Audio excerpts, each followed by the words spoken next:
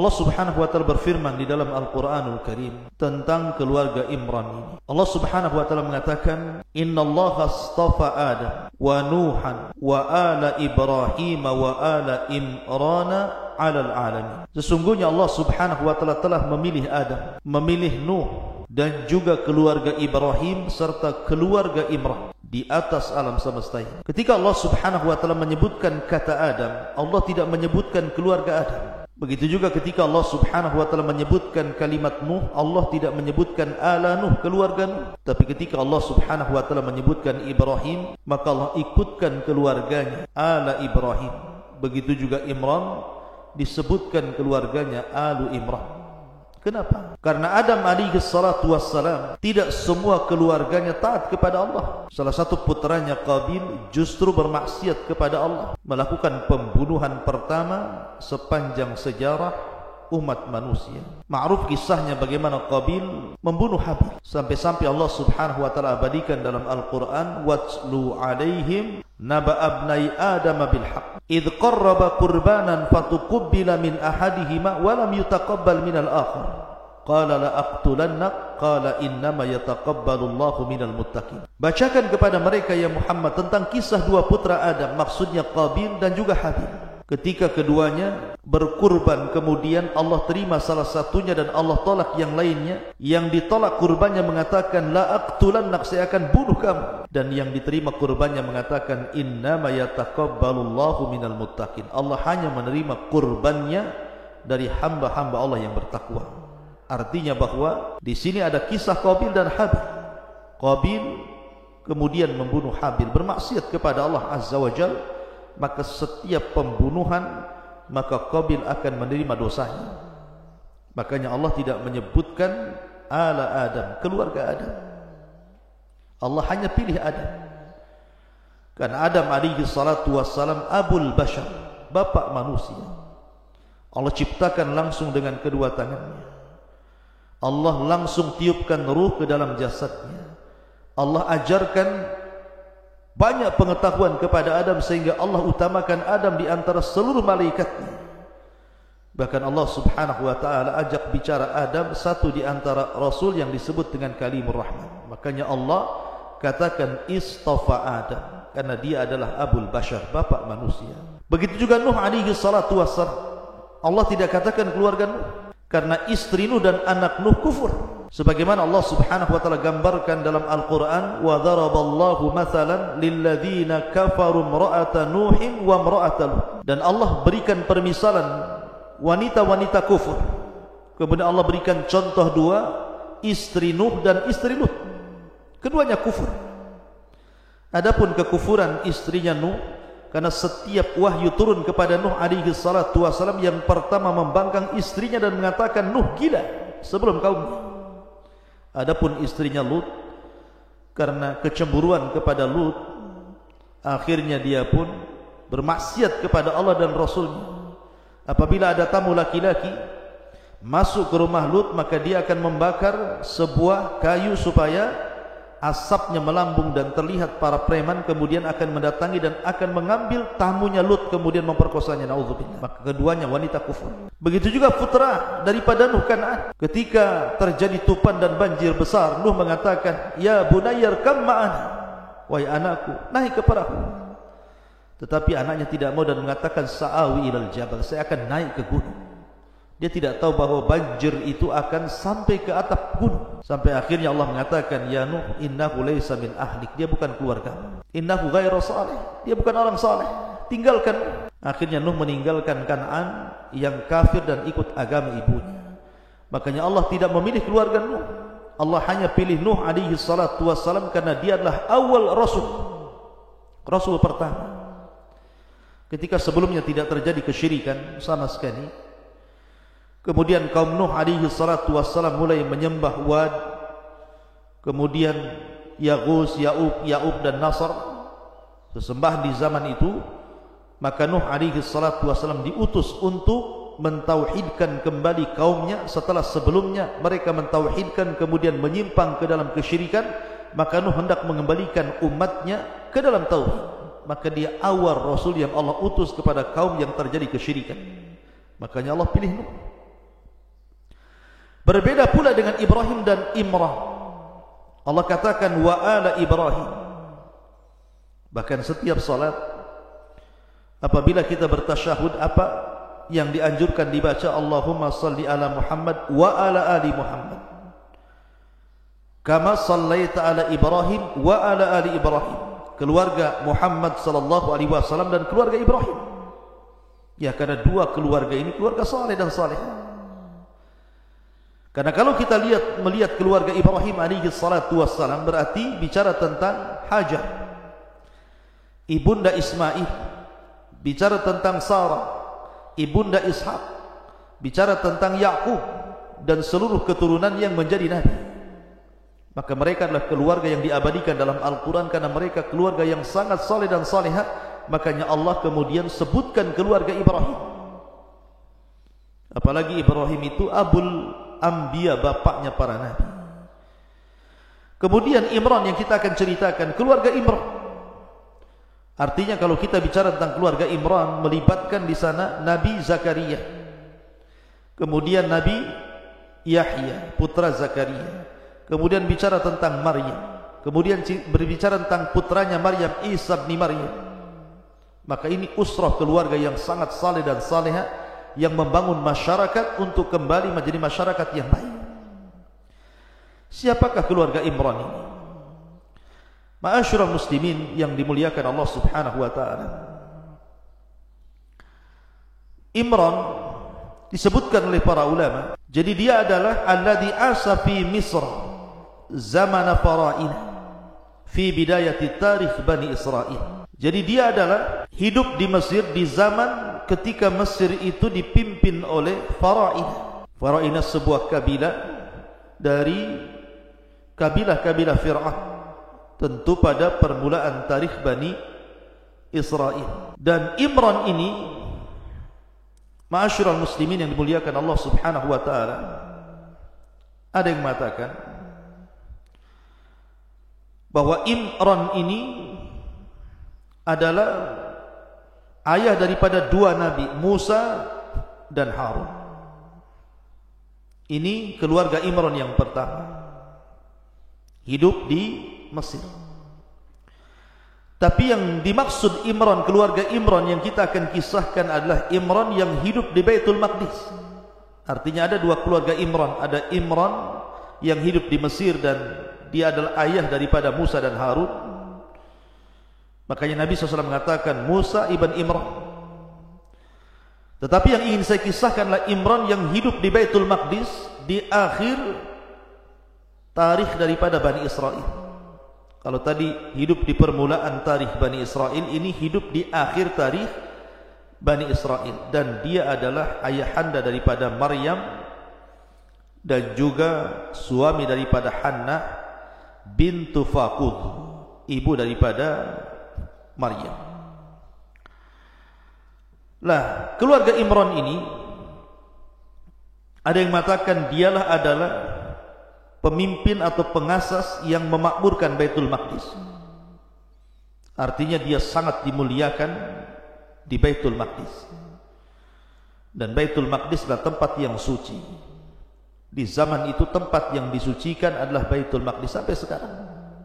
Baitul Maqdis salah satu tempat tersuci setelah Mekah dan juga setelah Masjidil Haram, kemudian Masjid Nabawi, kemudian Baitul Maqdis. Didirikan oleh Nabi Allah Sulaiman alaihi salatu wassalam, putra Daud alaihi salatu wassalam. Artinya keluarga Imran ini masih nasabnya kepada Nabi Allah Sulaiman dan juga Daud alaihi salatu wassalam. Jadi keluarga Imran ini betul-betul mengabdikan seluruh kehidupannya untuk memakmurkan Baitul Maqdis. Dan dia yang mengatur seluruh peribadatan di Baitul Maqdis. Jadi padri-padri di bawahnya, para pendeta, orang-orang saleh itu diatur oleh keluarga Imran. Makanya kemudian dia sangat dimuliakan pada keluarga yang sangat saleh oleh para orang-orang saleh yang ada di Baitul Maqdis kala itu. Makanya wajar karena kehidupannya diserahkan untuk Allah untuk memakmurkan Baitul Maqdis. Makanya wajar kalau Allah kemudian cantumkan keluarga ini sebagai nama dari nama-nama Al-Quran Al-Imran setelah surah Al-Baqarah. Ma'asyiral muslimin yang dimuliakan Allah Azza wa Jalla, bagaimana kisahnya keluarga Imran ini? Allah Subhanahu wa ta'ala mengkisahkan tentang keluarga Imran ini, tentu nanti akan banyak pelajaran yang sangat berharga tentunya bagi kita yang sudah berkeluarga. Bagaimana sebuah keluarga yang memiliki tujuan yang sangat mulia. Karena banyak keluarga itu yang hidup hanya untuk makan, minum, tidur, buang hajat, dan begitu seterusnya tanpa ada tujuan hidup sama sekali. Padahal Allah Subhanahu wa ta'ala berfirman, "Wa ma khalaqtul jinna wal insa illa liya'budun." Tidaklah aku ciptakan jin dan manusia kecuali kusuruh mereka untuk beribadah. Artinya tujuan berkeluarga itu harus ada hadaf, harus ada maksud. Apa tujuan Anda berkeluarga itu? Karena keluarga itu hanya sekedar safinah, sekedar kapal, yang kapal itu yang mengantarkan kita kepada Allah Subhanahu wa ta'ala. Makanya orang berkeluarga itu tujuannya adalah ibadah, bukan tujuan yang lain. Lah lihat bagaimana hadafnya keluarga Imran ini. Allah Subhanahu wa ta'ala berfirman, dan kita tahu bahwa keluarga Imran ini hidup di masa ketika seluruh kekuasaan Baitul Maqdis itu dikuasai oleh orang-orang Romawi. Jadi Baitul Maqdis dan Bani Israel itu dikuasai oleh hukum Romawi ketika itu. Karena kita tahu Bani Israel itu dihinakan oleh Allah karena mereka bermaksiat kepada Allah dan Rasulnya, sehingga setiap kali datang penjajah kemudian terbebas dari penjajahan, datang penjajah yang lain, sehingga terakhir mereka dikuasai oleh hukum Romawi.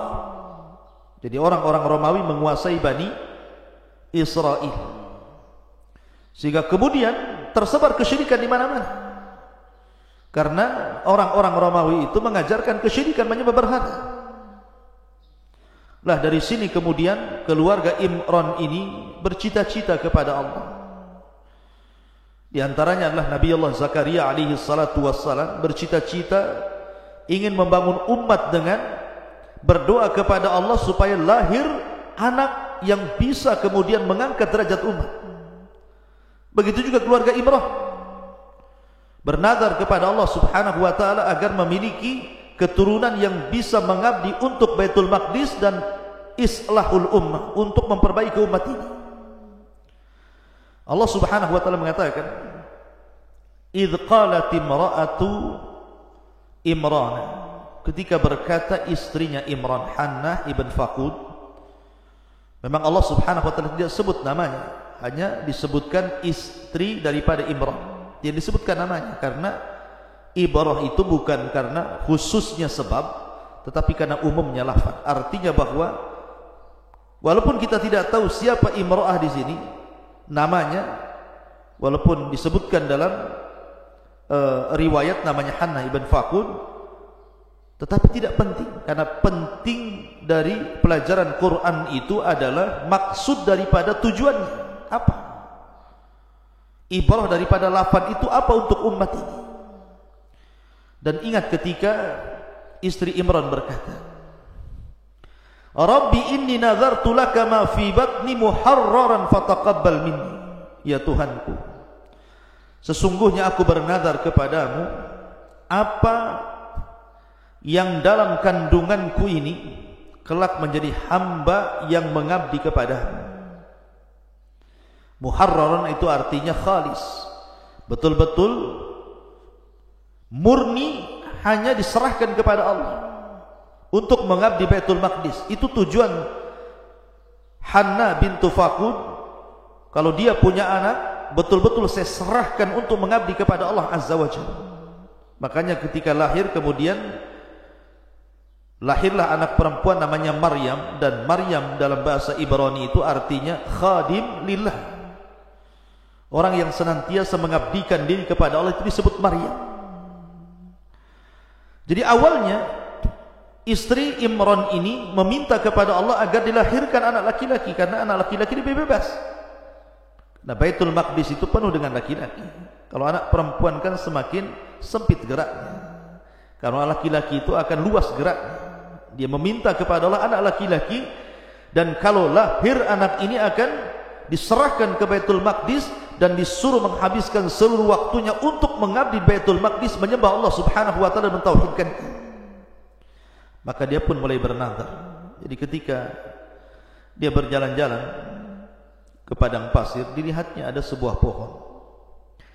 Di pohon itu ada seekor burung yang sedang memberi makan anaknya. Kemudian dia letakkan tangan di perutnya dan mengatakan, inni nadartu laka ma fi batni muharraran fataqabbal minni. Ya Allah, kalau seandainya kau berikan keturunan pada perutku ini sebagaimana burung itu, dan kalau seandainya sudah kulahirkan putraku ini, maka aku serahkan seluruh kehidupan putraku ini untuk mengabdi kepadamu.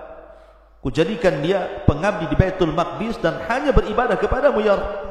Itu nazarnya. Kemudian dengan yakinnya dia mengatakan, innaka antas samiul alim. Engkau yang maha mendengar dan maha mengetahui. Dan harusnya seperti itu. Doa itu harus yakin, tidak boleh taraddud, tidak boleh ragu. Kemudian Allah Subhanahu wa taala kabulkan, tetapi tidak sebagaimana permintaannya. Dia minta anak laki-laki, rupanya Allah kasih anak perempuan. Falamma wada'atha qalat rabbi inni wada'tuha untha wallahu a'lamu bima wada'at wa laysa dzakaru kal untha. Maka ketika melahirkan istri Imran ini, ia berkata, ya Rabb, aku telah melahirkan anak perempuan. Padahal Allah lebih tahu apa yang ia lahirkan, dan laki-laki tidak sama dengan perempuan. Artinya bahwa keluarga Imran ini menghendaki anak laki-laki, tapi Allah takdirkan anak perempuan.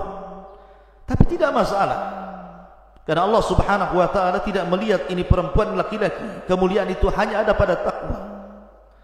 Dan ada catatan para ulama, kenapa Allah mengatakan walaysa dzakaru kal untha, bahwa laki-laki tidak sama dengan perempuan, karena memang laki-laki diberikan kelebihan sendiri dan perempuan dilebihkan sendiri. Tidak boleh laki-laki berangan-angan ingin seperti perempuan atau perempuan berangan-angan ingin seperti laki-laki. Makanya kenapa dalam Islam dilaknat laki-laki yang menyerupai perempuan atau perempuan yang menyerupai laki-laki. Walaysa dzakaru kal untha. Tapi semua takdir Allah Azza wa Jalla. Allah yang hendak memberikan hikmah kenapa Maryam ataupun kenapa Hannah ibn Faqud diberikan anak perempuan. Makanya Allah mengatakan, inni sammaituha, ku beri nama anakmu Maryam. Dan sekali lagi dalam bahasa Ibrani, Maryam itu artinya khadimatullah. Orang yang mengabdikan seluruh hidupnya kepada Allah itu disebut Maryam. Ya, karena Maryam telah mengabdikan seluruh kehidupannya di Baitul Maqdis untuk Allah. Kemudian wa inni u'idzuha bika wa dzurriyyataha minasyaitonir rajim. Dan aku memohon perlindungan kepadamu untuk Maryam dan anak cucunya dari gangguan syaitan yang terkutuk. Kata Nabi SAW, setiap bayi yang lahir pasti menangis. Kenapa? Karena ditusuk lambungnya oleh syaitan. Dan itu awal permusuhan syaitan dengan Bani Adam. Setiap bayi lahir ditusuk lambungnya kemudian menangis, seolah-olah syaitan mengatakan aku musuhmu. Kecuali dua bayi. Pertama, Maryam tidak disentuh dan tidak ditusuk lambungnya oleh syaitan. Yang kedua, putra Maryam, Isa bin Maryam, dijaga oleh malaikat Jibril atas perintah Allah sejak dalam kandungan, ketika lahir, bahkan ketika diangkat sampai ke langit. Kemudian Allah mengatakan, fataqabbalaha rabbuha biqabulin hasanin wa ambataha nabatan hasanan. Maka Allah Subhanahu wa taala menerimanya dengan penerimaan yang baik, membesarkannya dengan pertumbuhan yang baik. Jadi Allah Subhanahu wa taala betul-betul jaga Maryam dengan diutusnya malaikat Jibril untuk senantiasa menjaganya, terjaga dari syaitan atau terjaga dari yang lainnya. Nah, ketika kemudian betul-betul Maryam itu lahir, Allah takdirkan Imran meninggal dunia. Artinya Maryam menjadi yatim. Dan keluarga Imran ini bukan keluarga mampu. Artinya bukan keluarga kaya, bukan. Keluarga miskin. tetapi kemiskinannya tetap menjadikan mulia karena dia habiskan seluruh kehidupannya di Baitul Maqdis dan memimpin para ahli ibadah di Baitul Maqdis. Ya, karena sebuah harga itu bukan ada pada kekayaan. Orang mulia itu bukan karena kaya. Betapa banyak orang-orang kaya terhina. Lihat Qarun, Allah katakan wa khasafna bihi wa bidarihi al-ardh. Kami tenggelamkan Qarun dan seluruh kekayaannya. Begitu juga bahwa kehormatan itu bukan ada pada pangkat ataupun jabatan. Lihat Fir'aun, dengan sombongnya dia mengatakan bahwa sungai-sungai Mesir itu tajri min tahti qadami, mengalir di bawah kakiku. Akhirnya Allah Subhanahu wa taala tenggelamkan Fir'aun dengan lautan. Begitu juga Namrud, Allah kirim nyamuk kemudian masuk di telinganya, akhirnya menghancurkan otaknya, dia mati karena nyamuk. Atau bukan karena kekayaan dan juga kemuliaan keturunan. Bagaimana Al-Walid ibn Mughirah, Allah katakan dalam Al-Quran, sa'uslihi saqar. Ya, karena kemuliaan ada pada takwa, kemuliaan ada pada ketaatan kepada Allah Subhanahu wa ta'ala.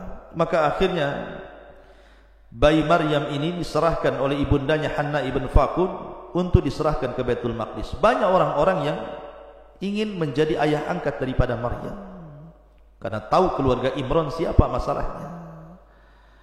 Akhirnya kemudian, karena tidak mungkin semua ahli-ahli ibadah Baitul Maqdis menjadi ayah angkat daripada Maryam, makanya kemudian akhirnya dibuat qur'ah, semacam undian siapa yang berhak untuk mengkafil Maryam. Maka semua padri-padri, rahib-rahib itu berdiri di samping sungai, menghadap ke sungai, masing-masing membawa pena dan kolam. Maka siapa yang kolamnya dilempar ke sungai kemudian hanyut, dia tidak berhak menjadi bapak Maryam. Dan siapa yang kolamnya tidak hanyut bahkan melawan arus, maka dia berhak menjadi bapak Maryam. Rupanya semua para padri dan pendeta melempar kolamnya dan semua hanyut kecuali kolamnya Zakaria. Dari sini Allah mengatakan wa kafalaha Zakaria, maka Zakaria lah yang berhak menjadi ayah angkat daripada Maryam. Ya, karena Zakaria juga masih ada hubung kait dengan keluarga Imran, di mana istrinya masih saudara daripada Hanna bintu Fakun, istri daripada Imran. Makanya Yahya dengan Isa itu ibnu Khalah, anak bibi. Sebagaimana Nabi SAW pernah berjumpa dalam peristiwa Mi'raj ketika naik ke langit kedua, berjumpa dengan Isa dan juga Yahya. Ma'asyiral muslimin yang dimuliakan Allah Azza wa Jalla, maka Zakaria pun kemudian membesarkan Maryam, dan Maryam tidak pernah keluar dari mihrabnya, sehingga Maryam tumbuh menjadi wanita yang ahli ibadah, ruku, sujud, zikir kepada Allah Azza wa Jalla, sampai menjadi wali Allah.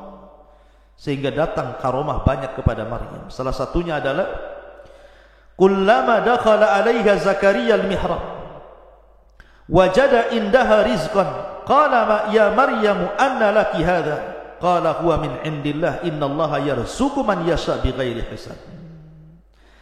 Setiap kali Zakaria masuk menemui Maryam dalam mihrabnya, maksudnya kamar khusus ibadah Maryam, dia mendapati makanan di sisi Maryam itu. Aneh, Zakaria tidak pernah mengirim makanan, atau keluarga yang lain tidak pernah mengirim makanan kepada Maryam. Tapi setiap Zakaria masuk ke mihrab Maryam, selalu ada makanan, ada buah-buahan. Anehnya lagi, buah-buahan itu biasanya di musim dingin tidak ada, adanya di musim panas, tapi Allah adakan. Atau sebaliknya, adanya di musim panas dan tidak ada di musim dingin, Allah adakan. Sehingga Zakaria heran, dari mana buah-buahan musim dingin ada di musim panas, buah-buahan di musim panas ada pula di musim dingin, dari mana ini? Makanya dia bertanya, ya Maryamu anna laki hadha, wahai Maryam, dari mana ini buah-buahan makanan-makanan ini? Maryam hanya mengatakan, qalat huwa min indillah innallaha yarzuqu man yasha bighairi hisab. Ini semua datang dari Allah kepada siapapun yang Allah kehendaki tanpa ada batas. Dan ini karamah Maryam. Dari sini Zakaria berpikir, karena Zakaria itu kan sudah tua, sementara istrinya mandul. Dia sudah berdoa kepada Allah, tapi Allah belum ijabah punya anak. Dari situ dia makin semangat. Bagaimana mungkin Allah bisa menghantarkan makanan di musim dingin ada di musim panas, makanan musim panas ada di musim dingin? Kalau ini mampu Allah lakukan kepada Maryam, kenapa pula Allah tidak mampu memberikan keturunan kepadanya? Tidak ada yang mustahil bagi Allah Azza wa Jalla. Dari situlah maka Zakaria mengatakan, hunalika da'a Zakaria rabbah, qala rabbi habli min ladunka dzurriyyatan thayyibatan innaka sami'ud du'a. Di sanalah Zakaria berdoa kepada Tuhannya dan berkata, ya Tuhan, berilah aku keturunan yang baik di sisimu. Sesungguhnya Engkau Maha mendengar doa. Allah kabulkan doa Zakaria. Fanadathul malaikatu wa huwa qa'imun yusalli fil mihrab, annallaha yubashshiruka bi Yahya musaddiqan bi kalimatin minallahi wa sayyidan wa hasuran wa nabiyyan minas salihin. Kemudian para malaikat memanggilnya dan mengatakan, ya Zakaria. Ketika itu dia berdiri melaksanakan sholat di mihrabnya. Ya Zakaria, Allah menyampaikan kabar gembira kepadamu dengan kelahiran Yahya yang membenarkan sebuah kalimat firman dari Allah, akan menjadi panutan bagi umatmu dan berkemampuan menahan diri dari hawa nafsu, dan dia seorang nabi dan dia menjadi orang saleh di antara orang-orang saleh. Ma'asyiral muslimin yang dimuliakan Allah Azza wa Jalla, ketika itu istrinya mengatakan, Nabi Zakaria mengatakan, qala rabbi anna yakunu li ghulam wa qad balaghani al-kibar wa imraati akhir. Zakaria mengatakan, ya Tuhanku, ya Rabb, bagaimana aku bisa mendapatkan anak sementara aku sudah tua, istriku pun mandul? Tapi Allah jawab, qala kadzalika Allahu yaf'alu man yasha. Demikianlah Allah berbuat apa yang dia kehendaki. Ma'asyiral muslimin yang dimuliakan Allah Azza wa Jalla, ini di antara kisah singkat daripada keluarga Imran. Karena kemudian nanti kisahnya akhirnya Allah takdirkan Maryam mengandung, kemudian melahirkan Isa. Dan ini ujian bagi Maryam. Wanita sekelas Maryam saja, yang sangat suci, tidak pernah maksiat, senantiasa hidup di mihrabnya, kerjanya hanya ruku, sujud dan beribadah kepada Allah, tidak lepas daripada cacian Bani Israel. Dituduhnya Maryam berzina. Na'udzubillah. Ta'ala Allah amman yaqul. Kita berlindung kepada apa yang dikatakan mereka kepada Maryam bintu Imran. Dan ini pelajaran bahwa setiap manusia tidak lepas daripada lisan manusia. Oleh karena itulah maka bersabarlah seperti sabarnya keluarga Imran. Makanya kenapa surah Ali Imran ini turun setelah perang Badar dan di tengah-tengah perang Uhud. Ada dua pelajaran. Pertama, karena Badar itu perang yang dimenangkan kaum muslimin. Lalu apa hubungan kemenangan di perang Badar dengan bicara keluarga Imran? Artinya bahwa kemenangan di luar tidak lepas daripada kemenangan dalam keluarga. Maka ketika dalam sebuah keluarga seorang kepala keluarga menang mendidik istrinya, anak-anaknya, kemudian terlahir anak-anak yang soleh dan soleha, maka akan pasti mengalami kemenangan di luar sana. Kemudian yang kedua, kenapa pula kemudian turun di tengah-tengah perang Uhud? Bukankah perang Uhud mengalami kekalahan?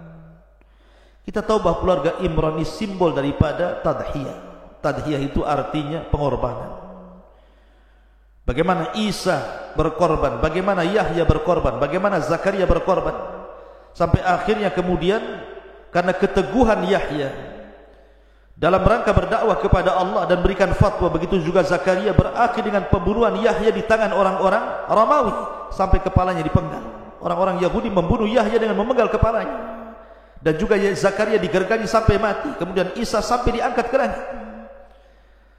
Artinya kalau seandainya, seolah-olah Allah ingin mengatakan, kalau seandainya kalian wahai ashabu Muhammadin sallallahu alaihi wasallam, wahai sahabat-sahabat Muhammad, istiqamah, berkorban seperti pengorbanan keluarga Imran dan tidak terpengaruh dengan dunia, pasti kalian akan menang. Karena kekalahan di Uhud itu karena ketika para pemanah melihat harta ghanimah yang sangat banyak, mereka terpengaruh dengan dunia, akhirnya turun gunung. Rupanya pasukan Khalid yang ketika itu masih kafir memutar, akhirnya naik ke atas dan berhasil menempati para pemanah. Dari situlah terjadi kekalahan karena mereka bermaksiat kepada perintah Allah dan Rasulnya.